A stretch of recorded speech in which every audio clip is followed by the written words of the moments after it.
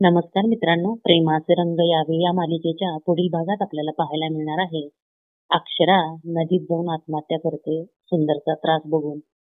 सगळ्यांना कळतं की अक्षरा सगळ्याला सोडून गेली म्हणून. कामिनीलाही कळतं, तिला खूप आनंद होतो आणि अक्षराचा मृतदेह चोरीची वाड्यात असतो तेव्हा कामिनी जाते बघायला. शर्वरी, निर्मला, त्या वसुंधरा खूप रडत असतात. तर शर्वरी म्हणते रडत रडत, ताई काय केलंस ग हे, का केलंस असं, एकदा तरी आमचा विचार करायचा ना ग. म्हणून शर्वरी वसुंधराच्या गळ्याला पडते.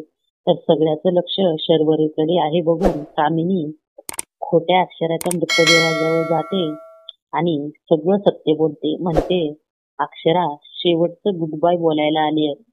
बरं झालं स्वतः आयुष्य संपवलं, कारण आता सुंदरला मी कसं अडकवलं हे कोणालाही कळणार नाही.